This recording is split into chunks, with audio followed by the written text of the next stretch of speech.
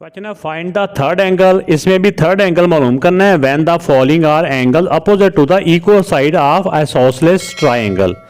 तो ये isosceles triangle कौन सी ट्रायंगल होती है?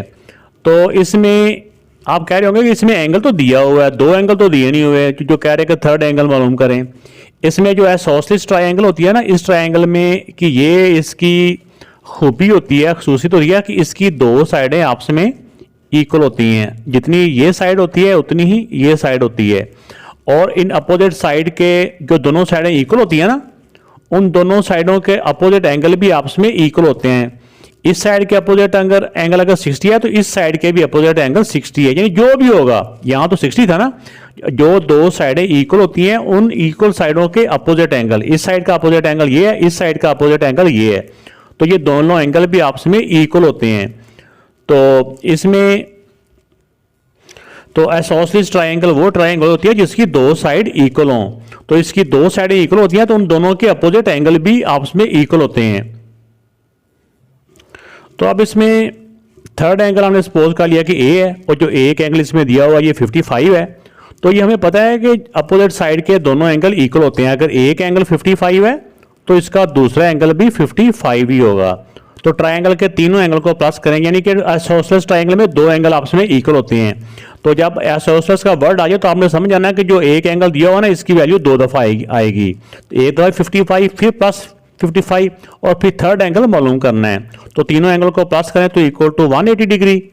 अब इन दोनों को प्लस कर लें, पहले 55 में 55 प्लस करें तो 110 इक्वल टू 180, ये एज इट इज आ गया। अब जिसकी वैल्यू मालूम करनी होती है ये रह जाएगा इधर ही, और ये वैल्यू प्लस किया दूसरी तरफ जाके ये माइनस हो जाएगी, इसका साइन चेंज हो जाएगा। 180 में से 110 माइनस किया तो 70 डिग्री। तो अब इस ट्रायंगल में जो थर्ड एंगल है वो 70 डिग्री है और जो दो एंगल हैं वो 55 और थर्ड एंगल 70 डिग्री है। इसमें जो इक्वल साइड के अपोजिट एंगल हैं वो 70 डिग्री है।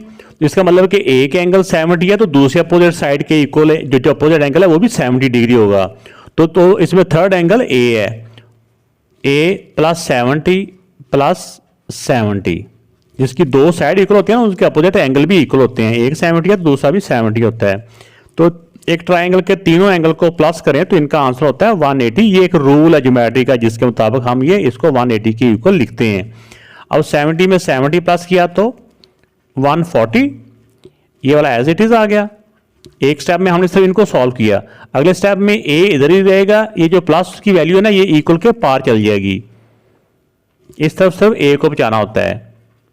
180 माइनस 140, 180 से 140 माइनस किया तो 40 डिग्री आ गया। तो थर्ड एंगल है 40 डिग्री।